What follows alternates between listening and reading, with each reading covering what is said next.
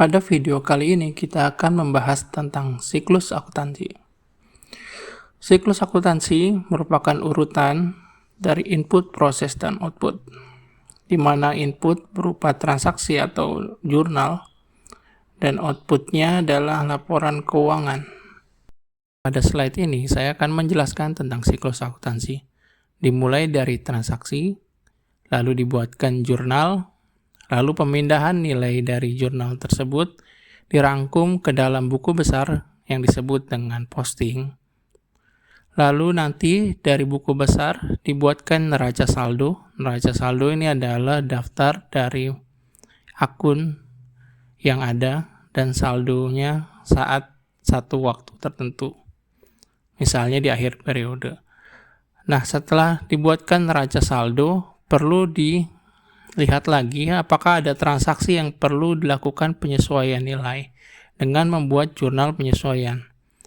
Setelah itu, setelah dibuatkan penyesuaian, maka neraca saldo dibuatkan lagi menjadi neraca saldo yang sudah disesuaikan atau setelah mengalami adjustment atau penyesuaian. Nah, 3 tahap neraca saldo, jurnal penyesuaian, dan neraca saldo disesuaikan disebut juga sebagai worksheet atau kertas kerja.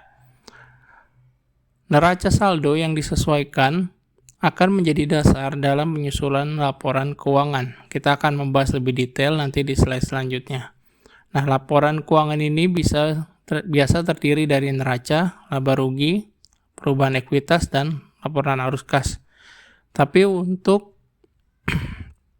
pembahasan kali ini kita akan fokuskan di laba rugi dan neraca. Selanjutnya, kita harus membuat jurnal penutup. Jurnal penutup ini digunakan untuk membuat nilai dari saldo akun nominal atau akun beban dan pendapatan menjadi 0. Jadi jumlah dari akun pendapatan dan beban akan dipindahkan ke dalam akun ekuitas. Oleh karena itu, dia harus dibuat 0. Nah, sebegitu kurang lebih untuk siklus akuntansi dalam satu periode. Nanti ketika periode selanjutnya, maka dimulai lagi dari awal, dari transaksi lagi. Untuk bagian pertama, dari pencatatannya adalah jurnal. Jurnal ini berasal dari transaksi yang telah dilakukan oleh perusahaan. Proses mencatatnya disebut dengan jurnal. Kita akan coba membuat jurnal, contohnya adalah tanggal 1 September 2019, pemilik saham menginvestasikan 15.000 euro dalam bentuk uang tunai. Nah, dari transaksi ini, maka kita akan mencatat jurnalnya, yaitu cash bertambah sebanyak 15.000, lalu modal bertambah sebanyak 15.000 di kredit. Setelah transaksi tadi sebelumnya di jurnal, maka tahap kedua adalah posting. Bagaimana proses dari pemindahan jurnal ke akun buku besar? Di sini ada gambar ilustrasi. Yang pertama ini adalah jurnalnya ya. Tadi jurnal 2019 September 2019 1 September. Tadi kita sudah menjurnal kas pada modal dengan rinciannya itu senilai 15.000. Di sini bisa dilihat bahwa untuk nomor jurnalnya adalah jurnal nomor 1 ya, J1, lalu referensinya diisikan ini adalah kode dari mata akun. Untuk kas, karena dia bagian aset ya, jadi dia dapat kepalanya adalah kepala 1, lalu kas di sini direpresentasikan dengan 01. Jadi dapat akunnya 101. Lalu untuk modal, ini ternyata untuk kode akunnya adalah 311. Karena 3 ini adalah akun modal, 11 ini ternyata adalah share capital. Nah, untuk referensi sendiri, ini bebas ya, tergantung si pembuat laporan. Yang penting adalah kepala di depannya, angka 1 dan angka 3 karena 1 untuk harta, 3 ini untuk modal. Untuk angka belakangnya itu tergantung dari si pembuat laporan, dia menyusunnya seperti apa urutannya. Nah, maka dalam proses posting, jurnal ini dipindahkan ke dalam buku besar. Buku besar ini seperti akun rekening ya. Jadi dia masing-masing dari akun memiliki akun rekening. Jadi di sana terdiri dari mutasinya, mutasi masuk ataupun keluar ya, debit ataupun kredit. Nah, dari transaksi di tanggal 1 September 2019, kita akan memindahkan atau mencatatkan akun kas senilai 15.000 di debit ke dalam buku besar kas. Lalu kita harus memindahkan satu lagi, yaitu adalah modal berupa 15.000 juga kita pindahkan ke akun buku besar modal. Untuk tanggalnya sama, referensinya berdasarkan jurnal nomor 1. Ini adalah proses posting. Jadi nanti setiap transaksi itu harus dipindahkan, dikumpulkan masing-masing ke dalam buku besar dari akunnya untuk dilihat saldo akhirnya. Proses selanjutnya adalah pembuatan neraca saldo. Ada beberapa hal yang harus diperhatikan dalam menyusun neraca saldo. Yang pertama, kita harus menyusun daftar dari setiap akun berurutan sesuai dengan kode akun dan menyalin nilai saldo dari akun tersebut. Misalnya neraca saldo yang kita buat untuk bulan Januari. Maka di tanggal 31 Januari kita harus melihat seluruh transaksi yang ada, lalu kita pindahkan ke dalam buku besar ya. Jadi diposting ke buku besar, nanti saldo akhirnya itu akan kita ambil dan kita masukkan ke dalam neraca saldo. Lalu yang kedua, ketika neraca saldo sudah dibuat dan sudah jadi, kita harus memastikan jumlah dari kolom debit dan kredit adalah sama atau seimbang. Lalu yang ketiga, kita harus membuat daftar transaksi atau akun yang membutuhkan penyesuaian. Nah, ini sudah pernah kita bahas. Untuk akun yang perlu penyesuaian, misalnya seperti adanya penyusutan, atau juga ada biaya-biaya yang dibayar di muka atau beban yang dibayar di muka, atau juga ada pendapatan yang ditangguhkan. Adalah contoh dari neraca saldo ya. Jadi setiap neraca saldo itu, setiap akun yang ada yang pernah dicatat disusun lagi, dibuat daftarnya ya, dari urutan dari aset, lalu ke utang, lalu ke modal, lalu lanjut lagi ke pendapatan dan beban.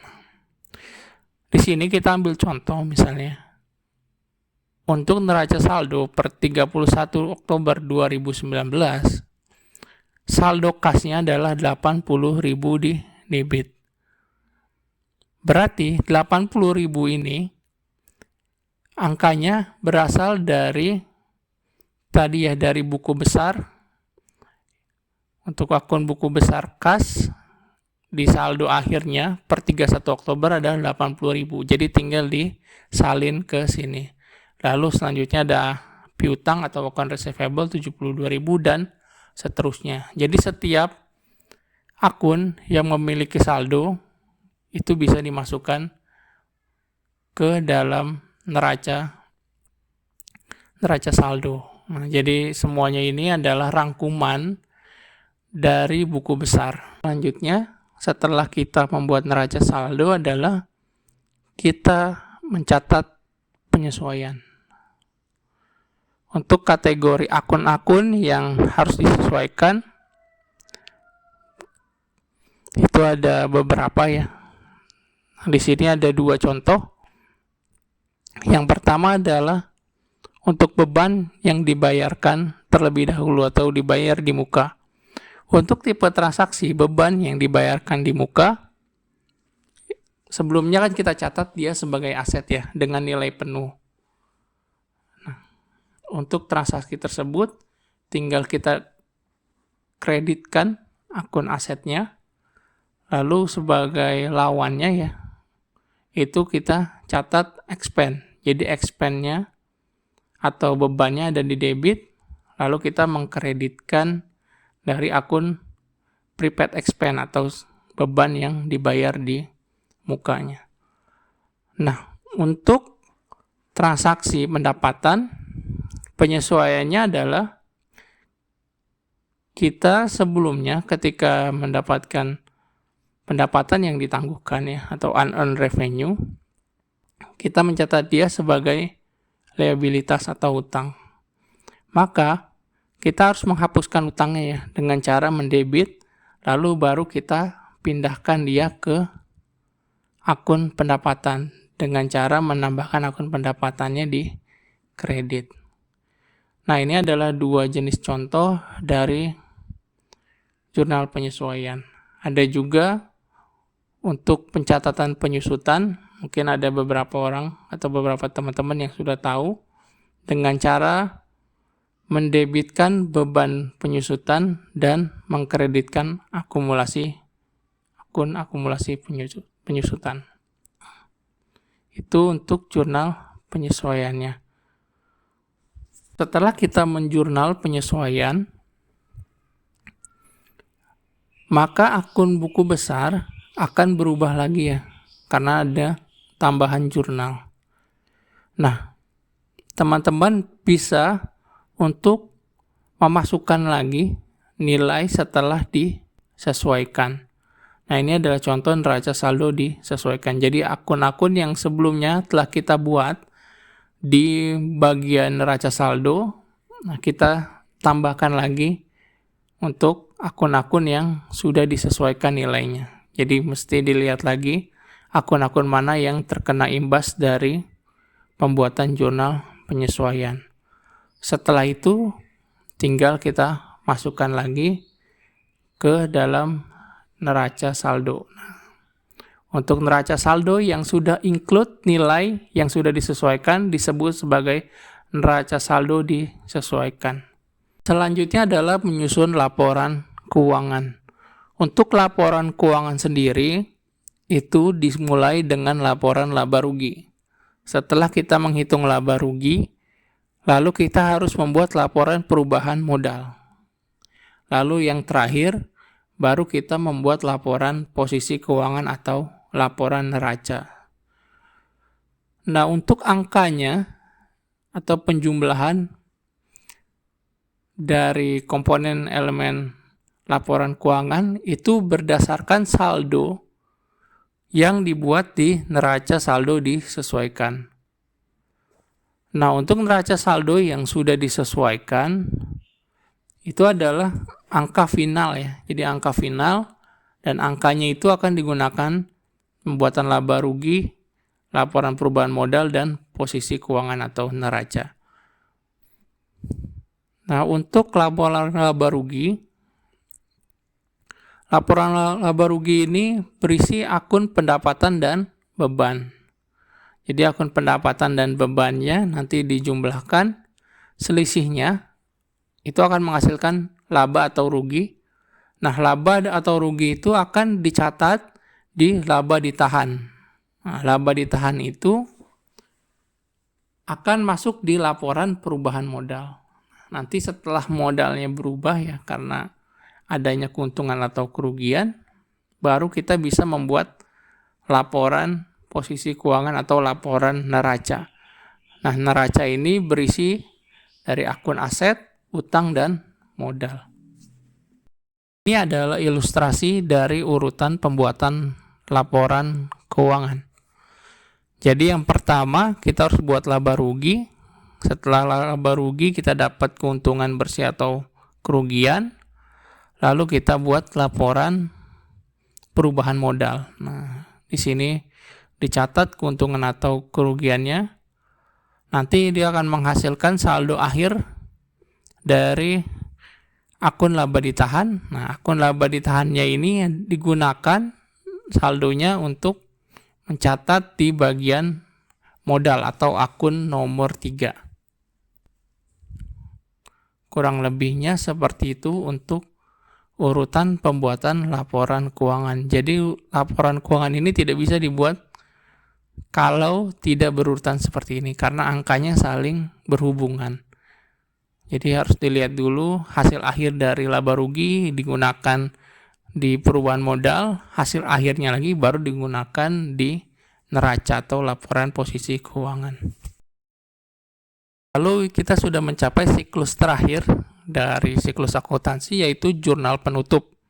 Fungsi dari jurnal penutup ini adalah untuk menghapus saldo akun nominal atau akun sementara, yaitu akun beban dan pendapatannya, menjadi nol untuk persiapan transaksi periode berikutnya. Jadi dia akan dihapus untuk di periode yang sudah selesai.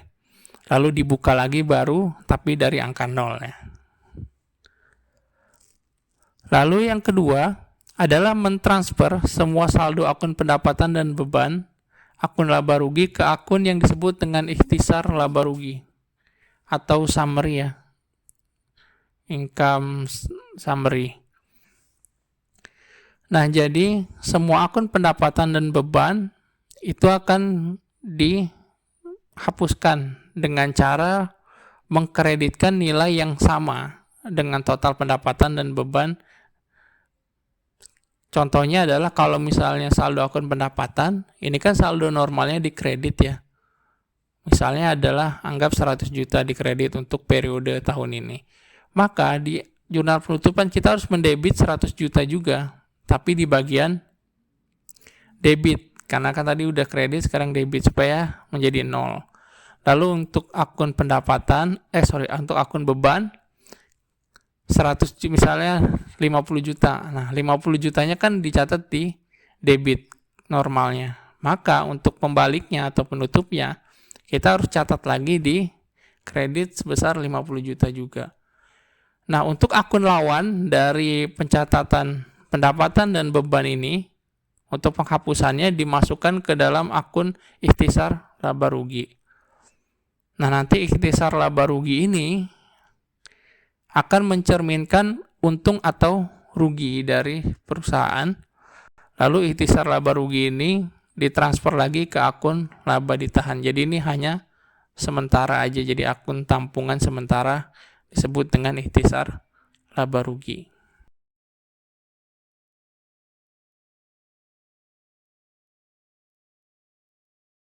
Contoh dari jurnal penutup. Nah, di sini ada service revenue 106, lalu lawannya adalah income summary 106 juga. Lalu di sini ada income summary 73.000. Nah, ini adalah penjumlahan dari akun-akun bebannya. Jadi akun-akun bebannya dibalik semua. Nah, di sini kenapa service revenue-nya ini tidak kelihatan ya debit kreditnya? Kenapa 106-nya ini ada di debit? Karena ini untuk membalik akun service revenue, lalu mencatat income summary 106.000.